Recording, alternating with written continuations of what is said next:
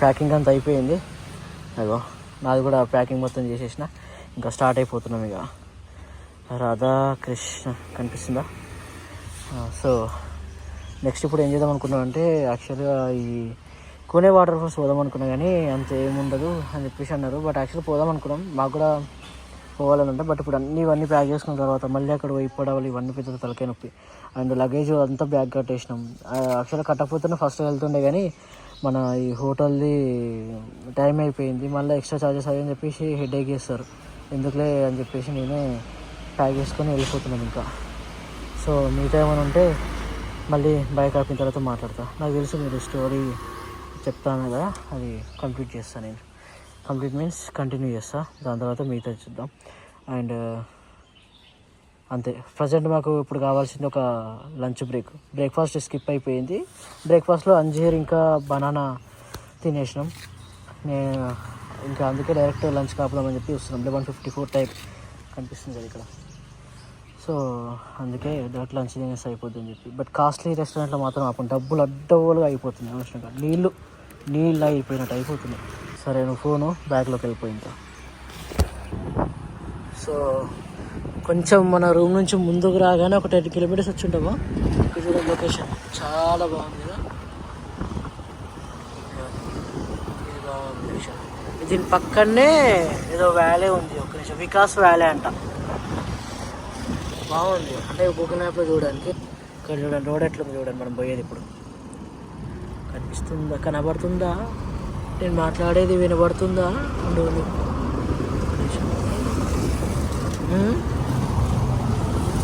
మళ్ళీ స్టార్ట్ అయిపోదాం.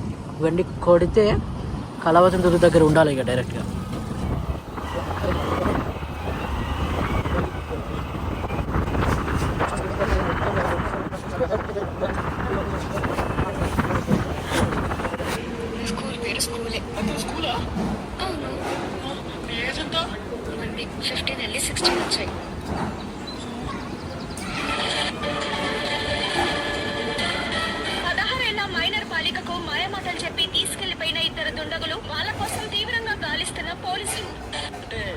చూసిరా ఇది ఈయనే కూర్చొని నాకు ఇట్లా రీల్స్ షేర్ చేస్తాను. నా పరిస్థితి ఏం కావాలంటారు మీరు?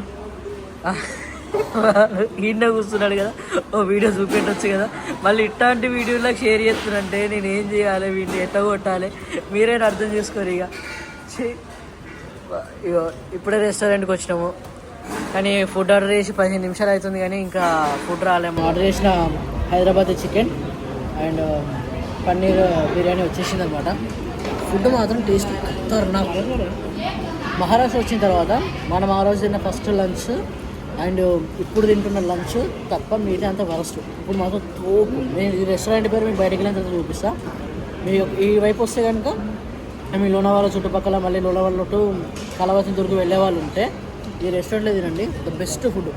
కొంచెం అంటే పికిల్ టైప్ అనిపించింది, కానీ మస్తు ఉంది. స్పైసీగా ఏమని చెప్పినాం, మంచి స్పైసీగా తెచ్చిండు. అది మస్తు అంటే మస్తు మజా వస్తుంది.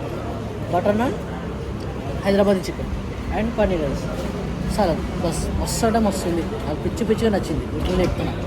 సో మిగతాదంతా కంప్లీట్ చేస్తాను ఫస్ట్ అయితే. ఇదే అనమాట ఇప్పుడు మనం తిన్న రెస్టారెంట్. ఖతర్నాక్ అంటే ఖతర్నాక్ ఉంది, పక్కా చెప్తున్నా. ఇక్కడ సైడ్ వస్తే మాత్రం ఇది ఒక ప్లేస్ అన్నారు అబ్బా, మర్చిపోయినా. సరే ఏదో ఒక ప్లేస్ ఇదైతే గుర్తుపెట్టుకోండి. ఇక్కడ వస్తే పక్కా తినండి, okay. Shri సమైర్ Krupa, okay.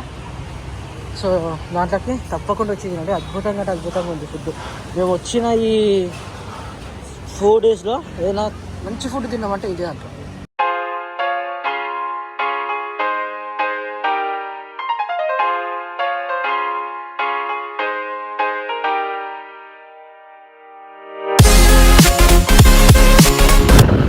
Good evening from Mumbai అనమాట. సో కళావతి దుర్గ అని చెప్పేసి అన్నాడు. కళావతి దుర్గ ఏమైంది అంటే, యాక్చువల్గా అక్కడికి వెళ్ళిన తర్వాత ఫుల్ ఎండలు ఉన్నాయి. ఈరోజు మహారాష్ట్రలో దరిద్రం కొట్టి ఎలక్షన్స్, అదో పెద్ద ప్రాబ్లం అయింది. అక్కడికి వెళ్ళిన తర్వాత ఒక్క షాప్ ఓపెన్ లేవు. మా లగేజ్ మొత్తం బ్యాగ్లో కట్టనే ఉంది. మేము పైనకి వెళ్ళి రావడానికి ఎంత లేదన్నా 3 అవర్స్ పడుతుంది. సో ఈ 3 అవర్స్లో బ్యాగ్స్ సేఫ్టీ ఎవరు చూస్తారు, అదొకటి మైనస్. ఇంకోటి ఏంటంటే ఫుల్ ఎండ. అసలు ఎండ అనే ప్రాబ్లం కాదు, లగేజ్ పెట్టుకోవడానికి ప్రాబ్లం అయింది. వేరే వాళ్ళని అడిగినా కానీ ఒక అతను ఏమన్నాడంటే 50 రూపాయలు ఇవన్నీ చూస్తాను, బట్ మేము రావడానికి లేట్ అవుతుంది మరి ఒక 3 hours కదా అంటే, నేనైతే ఒక 1 hour వరకు ఉంటా అంటే 1 hour తర్వాత మేము సగం మళ్ళీ రిటర్న్ రావాలా. సో మాకు అది వర్కౌట్ కాలేదు కలవతి దుర్గు. ఇక కంపల్సరీ మిగతా లొకేషన్స్ అయితే ఉన్నాయి, అది మీకు ఫర్దర్గా చూపిస్తా. సో ప్రజెంట్ అయితే ముంబైకి వచ్చాం, డైరెక్ట్ టు ముంబై కొట్టేసినాం. ఇప్పుడు వచ్చేసి సీలింగ్కు వెళ్తున్నాం అనమాట. వచ్చి వెళ్ళే మధ్యలోనే ఏదైనా ఒకటి తినేస్తాం.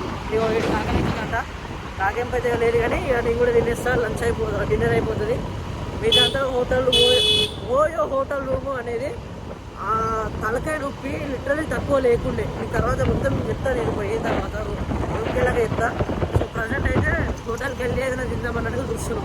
ముంబైలో రోడ్స్ అవన్నీ మాత్రం చాలా డిఫరెంట్గా ఉన్నాయి. కొంచెం ఏంటంటే ఎక్కువ ఫ్లైఓవర్స్, దారుణంగా ఫ్లైఓవర్స్ ఉన్నాయి.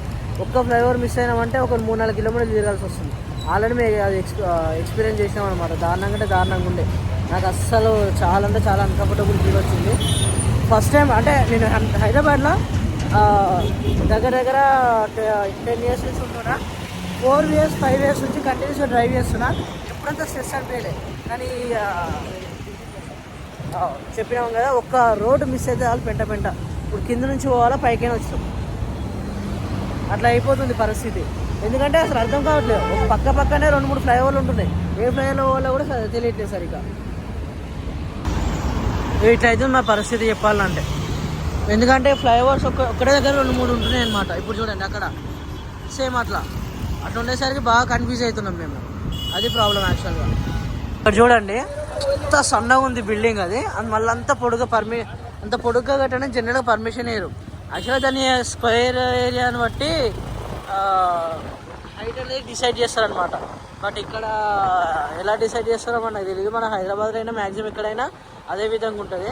బట్ ఇక్కడ చూడండి అంత సన్నగా ఉంది, అంత హైట్ ఉంది. అది ఇట్లాంటి భూకంపాలు ఉంటాయి చెప్పండి, కథం అటాష్. చూడండి ఆహా, ఎంత బాగా అనిపిస్తుంది కదా సిటీ. అసలు ఇట్లా అద్భుతంగా ఉంది నన్ను అడిగితే.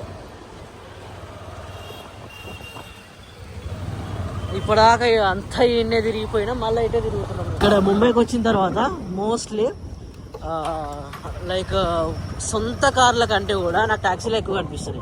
హైలైట్ ఏంటంటే ఆ ట్యాక్సీలలో ఎక్కువగా ముసలి వాళ్ళే నడిపిస్తున్నారు. అంటే ఓల్డ్ పీపుల్ ట్యాక్సీలు ఎక్కువ నడిపిస్తున్నారు. గట్టిగా ఈ బ్లాక్ కలర్ ఉన్నాయా, అందరు మ్యాక్సిమం ఓల్డే ఉన్నారు. ఎవ్వరు లేరు. నేను చూసినంత వరకు అయితే ఒక 100 మందిని చూసి ఉంటాయి ఈజీగా ఇక్కడికి వచ్చిన తర్వాత. దాంట్లో ఒక ఇద్దరు కూడా నాకు ఎవరు కనిపించాల. మొత్తం 100 మంది ముసలోళ్ళే ఉన్నారు. ఎక్కడ చూసినా అంతే. అది మన పైన బిల్డింగ్లు చూడరు, అవి చెప్తున్నా కదా సన్నగా ఉన్నాయి, అంత హైట్ ఉన్నాయి. ఫ్లైఓవర్ మీద నుంచా టేక్ ఫ్లైఓవర్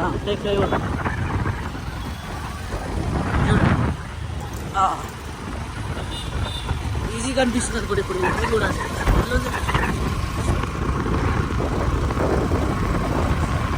సన్నగా, చాలా అంటే చాలా సన్నగా. పక్కన ఉన్న బిల్డింగ్ చూడండి, ఇది బేస్ ఎక్కువ ఉంది కానీ హైట్ తక్కువ ఉంది. అంటే వాళ్ళు కట్టుకోలేదు అనుకుంటే వేరే విషయం. కానీ అవి మాత్రం చాలా సన్నగా ఉన్నాయి, మస్తు పడుతుంది.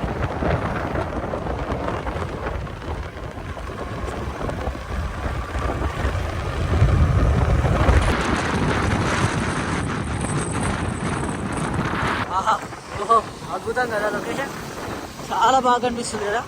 నైట్ టైం మాత్రమే బాగుంటుంది, గుర్తుపెట్టుకోండి. మార్నింగ్ టైం వచ్చారంటే ట్రాఫిక్లో ఇరుక్కుపోయి చచ్చిపోవాలి. ఇంతకుముందు మా పరిస్థితి అదే అయిందనమాట. ఎట్లా అంటే ట్రాఫిక్ యాక్చువల్ నాకు నచ్చింది ఏంటంటే ఇక్కడ మూవింగ్ ట్రాఫిక్ ఉంది, ఆగట్లేదు ఎక్కువ, చాలా వరకు ఎక్కడ ఆగట్లేదు. యాక్చువల్గా 60 to 80 మధ్యలో కొట్టవచ్చు గట్టిగా. అంటే మూవింగ్ ట్రాఫిక్ ఉంది, అది బాగా నచ్చింది. అది ఎట్లా అంటే హైటెక్ సిటీ టైప్ అనుకోండి. ఇక్కడ మనం ఉన్న ఇప్పుడు ప్రజెంట్ ఏరియా వచ్చేసి హైటెక్ సిటీ ఏరియా. యాక్చువల్లీ దారాహి పోదామని ఉంది, కానీ ఆ దారాహి పోతే మళ్ళీ వస్తామా లేదంటే ఉంది. నాకు ఇది కూడా బాగా నచ్చింది. చూడండి మొత్తం ట్యాక్సీలే. ముంగట చూసిరా ముందు ఇగో మా వెనకాల వచ్చేది మొత్తం ట్యాక్సీలే. అందరూ అండ్ చెప్పాను కదా ఓల్డ్ ఏజ్ అని, అందరూ ఓల్డ్ ఏజ్ వాళ్ళు నడుపుతున్నారు. ఒక్కరు కనిపించింది నాకు ఇంతసేపటికి, ఒక్కరు కనిపించింది. ఇవన్నీ మీకు ఆపోజిట్లో కూడా చూడండి. మ్యాక్సిమం ఇక్కడ ఓన్ కార్స్ కంటే ట్యాక్సీలే ఎక్కువ ఉన్నాయి నేను చూసినంత వరకు అయితే. అండ్ మనం వెళ్ళడానికి ఇంకా 19 minutes చూపిస్తుంది 6.8 కిలోమీటర్స్కి. సో మా ఆల్రెడీ ఇప్పుడు డిన్నర్ అయిపోయింది, కాకపోతే నాకు అక్కడ రికార్డ్ చేయడానికి అంత కుదరలేదు అనమాట. ప్రస్తుతానికి అయితే ఫలుడా తినడానికి వచ్చినాము. బాబా ఫలుడా అంట, ఎట్లుంటుందో చూద్దాం. మరి చూడడానికి ఫోటో అయితే ఖతర్నాక్ ఉంది, మరి తిన్న తర్వాత చెప్తా. ఫలుడా పోతే చెప్పినా కదా, ఫలుడా క్యాన్సలేషన్ అనమాట. భలే కట్టిరు కదా, జనరల్గా మనకు నార్త్ సైడ్ మొత్తం ఇవే ఉంటాయి కదా ఇట్లా కట్టి. చూడు ఏడు చూసినా auto taxi auto taxi auto taxi. Mumbai మొత్తంలో అవే ఎక్కువ ఫేమస్ ఉన్నట్టు అనిపిస్తున్నా. ఏడు పోయినా కదా ఎవ్వరు మళ్ళా అందులో మొత్తం ముసలోళ్ళు తప్ప వయసోళ్ళు అనే మాటనే తక్కువ. ఆటో అయినా సరే కార్ అయినా సరే మొత్తం చెట్టే నింపేసి అది లైటింగ్తో. మొత్తం మహారాష్ట్రలో ఎక్కడ చూసినా మీకు ఆల్రెడీ చెప్పినా కదా నేను, లిటరల్లీ బారు రెస్టారెంట్ గల్లీకి 2-3 ఉన్నాయి. రెస్టారెంట్స్ కూడా అన్నీ ఫుల్ ఉన్నాయి. ఇప్పుడు ఫస్ట్ పోయినాం ఒకటి శోభా అని చెప్పి, అది ఫుల్ ఉండే. నెక్స్ట్ ఇంకోటి పోయినాం, అది కూడా ఫుల్ ఉండే. మా అదృష్టం కొద్దీ ఓన్లీ డబుల్ ఏమంటారు సీట్ మాత్రమే ఖాళీ ఉంది, మిగతా అన్నీ ఫుల్ ఉన్నాయి. పోయినాం, సకాలంలో కూర్చున్నాం, తిన్నాం, బయటకు వచ్చినాం. కాకపోతే రికార్డ్ చేసుకోవడానికి అంత టైం కుదరలేదు కదా అట్లా, అందుకే చేయలేదు. ఇంత వచ్చేసినట్టు దగ్గరికి మా అంటే ఇంకొక 200 meters అంతే. ఇప్పుడు చూడ్డానికి వచ్చినాం కదా సీలింగ్ వ్యూ పాయింట్, కాకపోతే బైక్స్ అలా ఉండవు అనమాట. అందుకనే ఓన్లీ సైడ్ వ్యూ అలా చూడడానికి ఇక్కడ నుంచి వెళ్ళొచ్చు. మొత్తం డార్క్ ఉంది భయ్యా, ఎందుకులే ఇట్లనే బాగా అనిపిస్తుంది. యాక్చువల్గా వైడ్ యాంగిల్ చూస్తే ఎక్కువ క్లారిటీ మిస్ అవుతుంది, నైట్ టైం కదా, అందుకనే నార్మల్ కెమెరాలో తీస్తున్నా. సో ఇదే అన్నమాట సీ లింక్.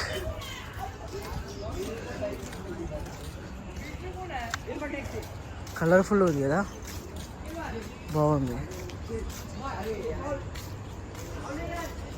ఇక్కడ చూద్దాం, మార్నింగ్ టైం మొత్తం చాలా డిఫరెంట్గా కనిపిస్తుంది. ఇంకా కిందికి దిగడానికి లేదా, మనిషి వేరే వైపు నుంచి కావచ్చు, చూడాలి. ఇక్కడ నుంచి కూడా పోతున్నారు జనాలు వేరే వాళ్ళు. మనం ఇంకా వేరే సైడ్ నుంచి ఉందో చూద్దాం. మన టెంపుల్స్ ఉన్నాయి చూడండి, ఇక్కడ వినాయక, హనుమంతుడు, ఇక్కడ శ్రీ ఖడేస్థగి దేవి మందిర్ సంస్థాన్ అంట, అంటే ఎవరో దేవత మనకు అంత తెలియదు. చూడండి చాలా అంటే చాలా కలర్ఫుల్గా కనిపిస్తుంది. కిందికి దిగడానికి మెట్లు ఎక్కడున్నాయి స్వామి, దూకేయడమేనా?